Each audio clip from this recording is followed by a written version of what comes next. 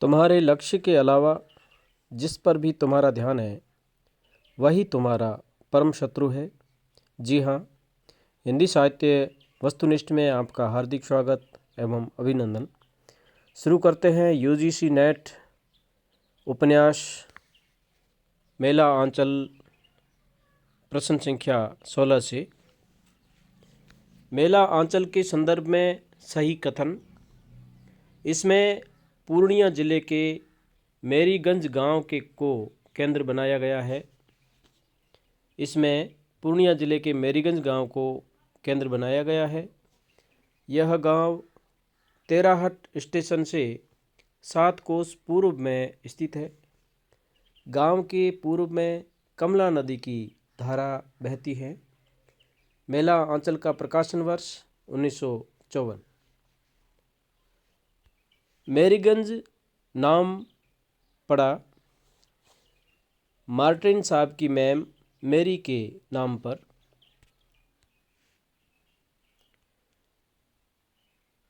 मेरी की मृत्यु किस रोग से हुई थी? मेरी की मृत्यु किस रोग की वजह से हुई? मलेरिया के कारण मेरी की मृत्यु हुई थी। मेरीगंज गांव में मुख्यतः 3 दल है जिसमें शामिल नहीं है भूमिहार, राजपूत, कायस्थ, यादव। 3 दल है। भूमिहार इसमें शामिल नहीं है। मेला आंचल उपन्यास के प्रश्नोत्तर। मेरीगंज गांव में युवकों में पढ़ने वालों की संख्या 15। मेला आंचल के डॉक्टर प्रशांत ने किस विश्वविद्यालय से पढ़ाई की है? काशी हिंदू विश्वविद्यालय से। मेला आंचल के किस पात्र को तहसीलदार का रोटिया गवा कहा जाता है? सुमिरत दास। मेला आंचल का सर्वाधिक अकर्मक पात्र कौन सा है? बालदेव। मेला आंचल में वर्णित कौन सी घटना प्रतीकात्मक है? बावन दास की हत्या होना।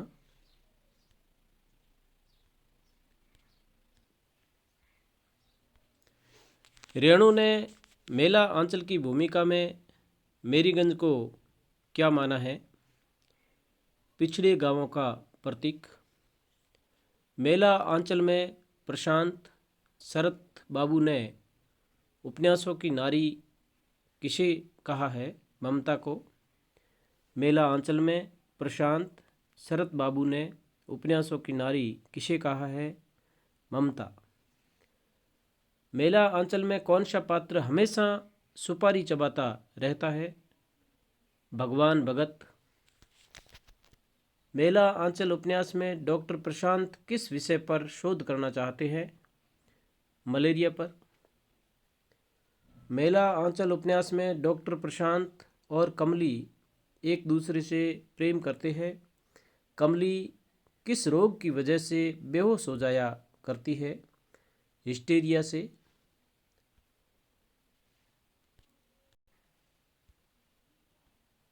गरीबी और जहालत इस रोग के 2 कीटाणु हैं। किसका कथन है? डॉक्टर प्रशांत। वह दिल मंदिर है जिसमें आदमी के अंदर का देवता वास करता है। किसका कथन है? डॉक्टर प्रशांत।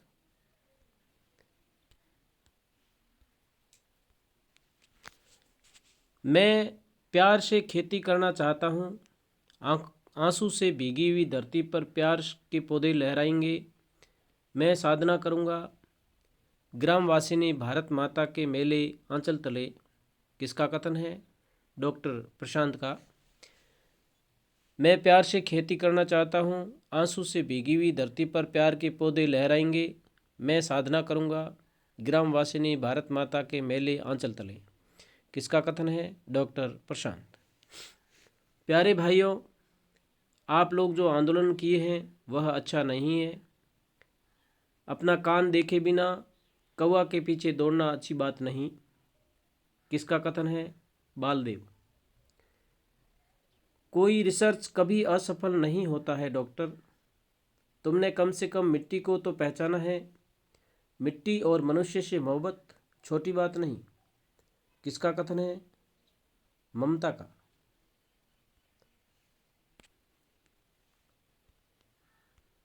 अगले प्रश्न, राग दरबारी उपन्यास जो कि श्रीलाल शुक्ल जी का है, राग दरबारी उपन्यास का प्रकाशन वर्ष 1968, साहित्य अकादमी पुरस्कार मिला, रिपोर्टाज शैली में लिखा गया, कथा वस्तु है शिवपालगंज टाउन एरिया पर आधारित। शिवपालगंज उत्तर प्रदेश के किस क्षेत्र का प्रांत है? अवध का क्षेत्र।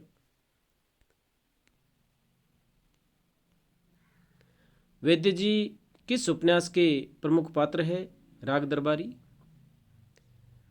राग दरबारी उपन्यास में वैद्य जी के भांजे रंगनाथ की किस विषय में शोध कार्य कर रही है? राग दरबारी उपन्यास में वैद्य जी के भांजे रंगनाथ किस विषय में शोध कार्य कर रहे हैं? इतिहास। राग दरबारी उपन्यास में वैद्य जी के दवाखाने का यह विज्ञापन था का शीर्षक क्या है? जीवन में निराश नवयुवकों के लिए आशा का संदेश, विज्ञापन का शीर्षक। राग दरबारी उपन्यास में वैद्य जी के दवाखाने का विज्ञापन, जीवन में निराश नवयुवकों के लिए आशा का संदेश। शिवपालगंज में जो कॉलेज है उसका क्या नाम है? छंगामल इंटरमीडिएट कॉलेज। राग दरबारी उपन्यास की इकलौती स्त्री पात्र बेला।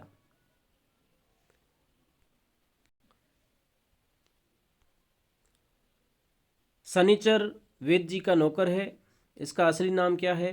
मंगलदास। ऐसी कौन सहकारी यूनियन है जिसमें भ्रष्टाचार नहीं, किसका कथन है? वैद्य जी।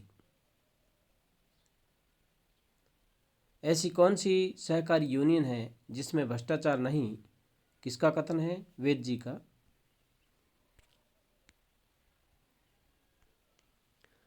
कहाँ तो घास खोद रहा हूँ, इसी को अंग्रेजी में रिसर्च कहते हैं, किसका कथन है? रंगनाथ। कहाँ तो घास खोद रहा हूँ, इसी को अंग्रेजी में रिसर्च कहते हैं, किसका कथन है? रंगनाथ। हर हिंदुस्तानी की यही हालत है, दो पैसों की जहाँ किफ़ायत हो वह उधर ही मुंह मारता है, किसका कथन है? मोतीराम का। हर हिंदुस्तानी की यही हालत है, दो पैसे की जहाँ किफ़ायत हो वह उधर ही मुंह मारता है, किसका कथन है? मोतीराम। अगले प्रश्न है, झूठा सच उपन्यास यशपाल का है, उससे लिए जा रहे हैं। झूठा सच उपन्यास यशपाल का कौन सा उपन्यास है? 7वां। झूठा सच उपन्यास का प्रकाशन वर्ष 1958, खंड 2। झूठा सच उपन्यास भारत विभाजन की पृष्ठभूमि पर आधारित है।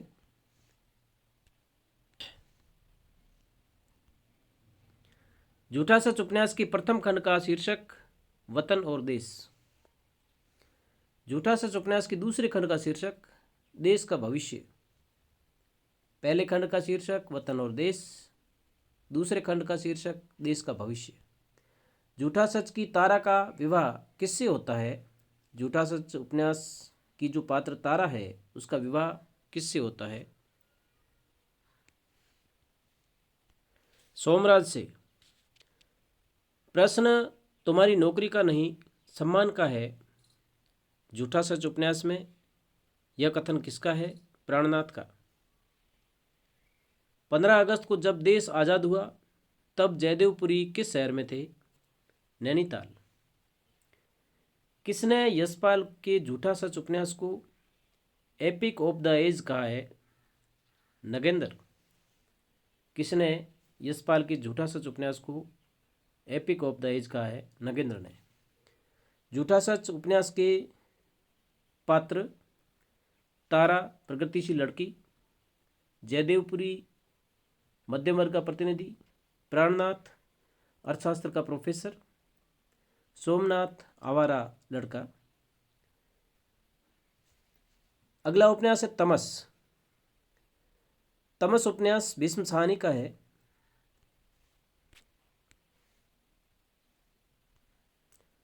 प्रकाशन वर्ष 1973। 1975 में तमस को साहित्य अकादमी पुरस्कार मिला। तमस उपन्यास में अंधेरा किसका प्रतीक है? अज्ञान, अशिक्षा, असहयोग और सांप्रदायिक विभीषिका का। तमस उपन्यास का कौन सा पात्र है जिसे सांप्रदायिक बनने का प्रशिक्षण दिया जाता है? रणबीर।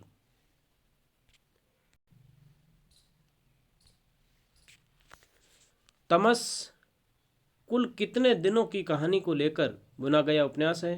5। तमस कुल कितने दिनों की कहानी को लेकर बुना गया उपन्यास है? 5। तमस उपन्यास की कथा वस्तु 1947 में पंजाब में हुए भयानक सांप्रदायिक दंगों पर आधारित उपन्यास तमस। तमस उपन्यास में डिप्टी कमिश्नर कौन है?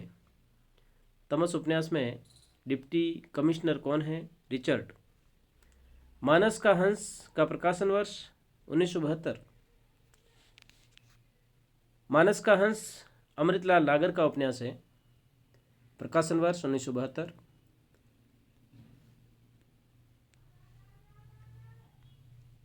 मानस का हंस लिखने के लिए अमृतलाल नागर ने तुलसी की किन 2 रचनाओं को विशेष तौर पर पढ़ा था? कवितावली और विनय पत्रिका। रत्नावली तुलसी की पत्नी किसकी पुत्री थी? दीनबंधु पाठक। मानस का हंस अमृतलाल नागर जी ने किस शहर में पूरा किया? लखनऊ में।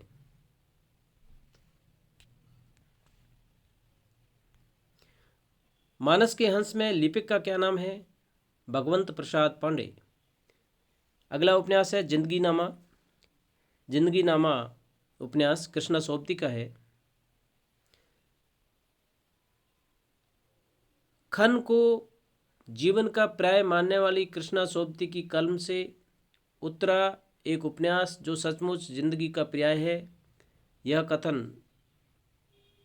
कृष्णा सोबती के किस उपन्यास का है? जिंदगी नामा। खन को जीवन का पर्याय मानने वाली कृष्णा सोबती की कलम से उत्तरा एक उपन्यास जो सचमुच जिंदगी का पर्याय है।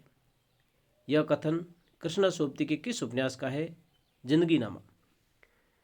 कृष्णा सोबती के उपन्यासों की संख्या कितनी है? 5।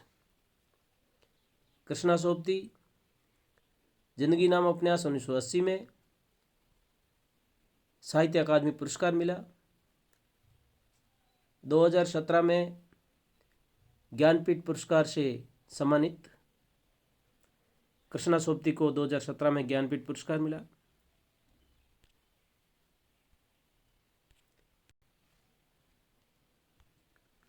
कृष्णा सोबती का पहला उपन्यास मित्रों मरजानी। जिंदगी नामा का प्रकाशन वर्ष 1979। किस उपन्यास की शुरुआत कविताओं से होती है? जिंदगी नामा जो कि कृष्णा सोबती का उपन्यास है। 1979 में प्रकाशित हुआ। 1980 में साहित्य अकादमी पुरस्कार मिला।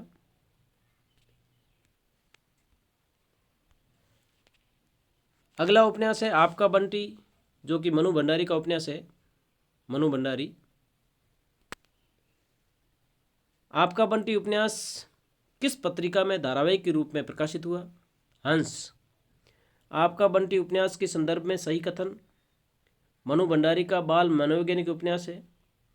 16 भागों में विभक्त आपका बंटी उपन्यास का प्रकाशन 1971 में। जब आदमी एक जगह धोखा खाता है तो उसे लगता है सब जगह धोखा ही धोखा है। आपका बंटी उपन्यास में यह कथन किसका है? वकील चाचा का।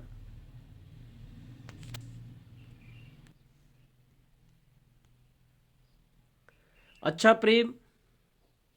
अच्छा, क्या प्रेम सचमुच ही मात्र एक शारीरिक आवश्यकता और एक सुविधाजनक एडजस्टमेंट का ही दूसरा नाम है? किसका कथन है? शगुन। अच्छा, क्या प्रेम सचमुच ही मात्र एक शारीरिक आवश्यकता और एक सुविधाजनक एडजस्टमेंट का ही दूसरा नाम है? किसका कथन है? शकुन का।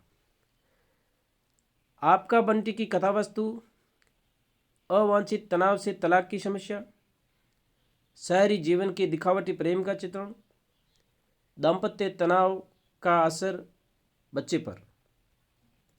आपका बंटी की कथा वस्तु, अवांछित तनाव से तलाक की समस्या, शहरी जीवन के दिखावटी प्रेम का चित्रण, दाम्पत्य तनाव का असर बच्चे पर। आपका बंटी उपन्यास की कथा वस्तु।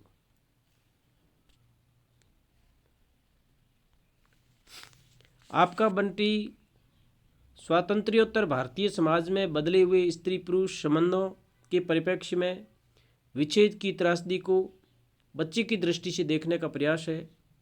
किसका कथन है? मधुरेश। मनु भंडारी के कुल कितने उपन्यास प्राप्त है? 3। मनु भंडारी द्वारा लिखित पहला उपन्यास है आपका बंटी 1971। 1 इंच मुस्कान जो है 1962 में, ये भी मनु भंडारी का है। जबकि मनु भंडारी द्वारा लिखित पहला उपन्यास है आपका बंटी 1971। 1 इंच मुस्कान 1962, ये भी मनु भंडारी का है। यह उपन्यास मनु भंडारी व राजेंद्र ने मिलकर लिखा था। यही सच है कहानी पर रजनीगंधा फिल्म बनी है। यही सच है मनु भंडारी की कहानी है, उस पर रजनीगंधा फिल्म बनी। प्रश्न आता है कि कौन सा उपन्यास मनु भंडारी और राजेंद्र ने मिलकर लिखा था? 1 इंच मुस्कान 1962। अगला उपन्यास है धरती धन अपना, धरती धन न अपना, धरती धन न अपना, जगदीश चंद्र।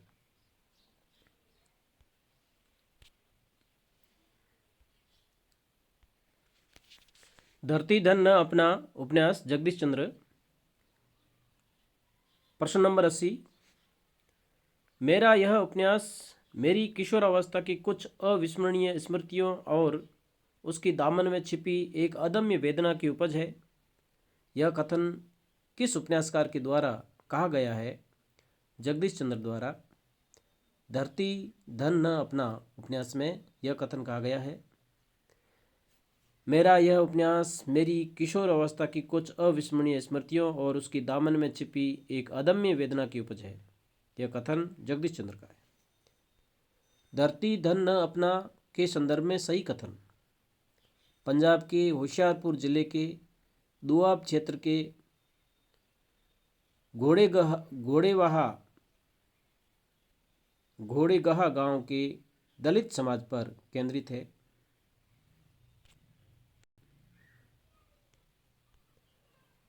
धरती धन न अपना के संदर्भ में सही कथन। पंजाब के होशियारपुर जिले के दोआब क्षेत्र के घोड़ेगहा गांव के दलित समाज पर केंद्रित उपन्यास धरती धन न अपना। धरती धन न अपना उपन्यास का प्रकाशन 1972। इसके केंद्र में काली और ज्ञानो। लेखक जगदीश चंद्र। धरती धन न अपना उपन्यास के लेखक जगदीश चंद्र। जगदीश चंद्र का पहला उपन्यास यादों का पहाड़। जगदीश चंद्र के किस उपन्यास को धरती धन न अपना का विस्तार माना जाता है? नर्क कुंड में वास उपन्यास को धरती धन न अपना का विस्तार माना जाता है।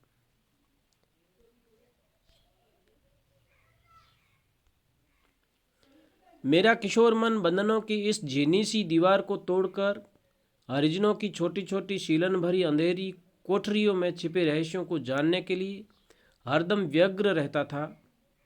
यह कथन किस उपन्यासकार के द्वारा कहा गया है? जगदीश चंद्र द्वारा। धरती धन न अपना उपन्यास में। धरती धन न अपना उपन्यास जगदीश चंद्र ने किसको समर्पित किया? सोम आनंद को। मैं तो जमीन के इस टुकड़े को भी जायदाद नहीं समझता, मैं तो सिर्फ मलबे का मालिक हूँ। किसका कथन है? काली। काली का कथन है, मैं तो ज़मीन के इस टुकड़े को भी जायदाद नहीं समझता, मैं तो सिर्फ मलबे का मालिक हूँ। किसका कथन है? धरती धन न अपना मैं, काली का कथन है।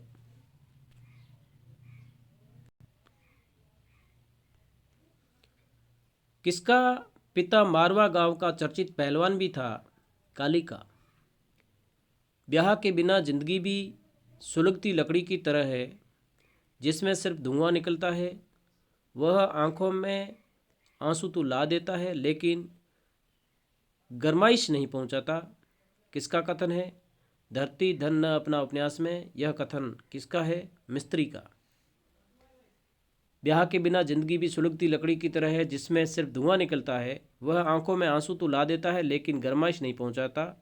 धरती धन न अपना उपन्यास में यह कथन किसका है? मिस्त्री का। ऊंट का सुई की सुराग से गुजर हो सकता है, लेकिन धनवान का स्वर्ग से गुजर मुमकिन नहीं है। किसका कथन है? पादरी का।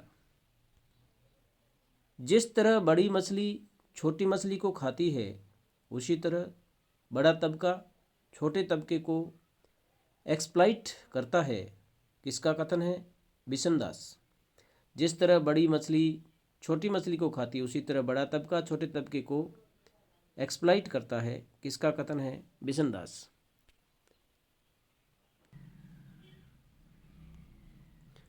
काली कानपुर कितने वर्षों के बाद वापस आता है? 6 वर्षों के बाद। मनु भंडारी मध्य प्रदेश किस क्षेत्र से संबंधित है? मनु भंडारी मध्य प्रदेश, कृष्णा सोबती गुजरात, जगदीश चंद्र पंजाब, श्रीलाल शुक्ल उत्तर प्रदेश से संबंधित है। मनु भंडारी मध्य प्रदेश, कृष्णा सोबती गुजरात, जगदीश चंद्र पंजाब, श्रीलाल शुक्ल उत्तर प्रदेश।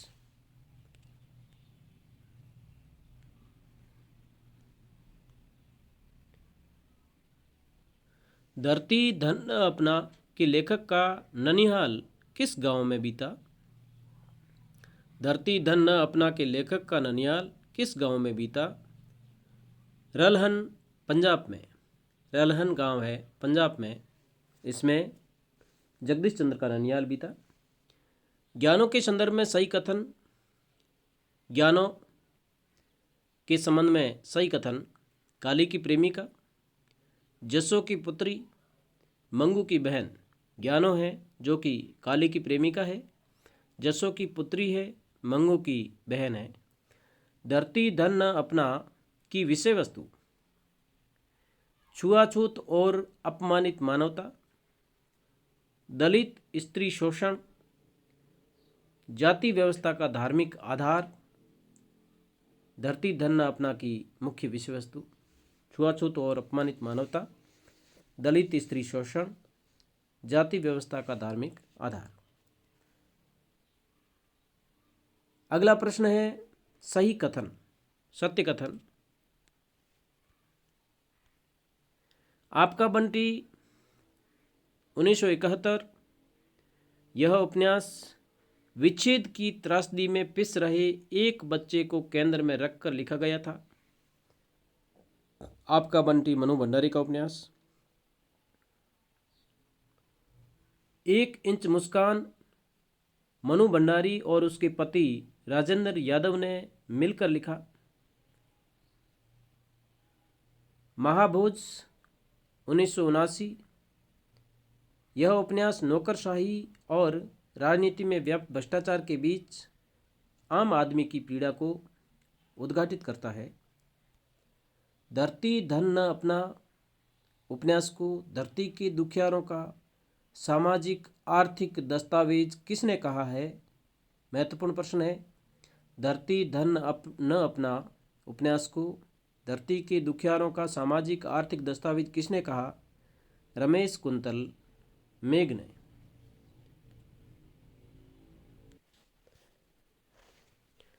धन्यवाद साथियों। यूजीसी नेट जीआरएफ में सिलेबस में उपन्यासों की श्रृंखला पूरी हुई। एक जानकारी के लिए हिंदी साहित्य वस्तुनिष्ठ का परिष्कृत रूप हिंदी संसार नाम से एक चैनल है जो कि इन्हीं का परिष्कृत रूप है। उसमें लगभग 800 प्रश्नोत्तर अपलोड हो चुके हैं। एक भाग में 50 प्रश्नोत्तर है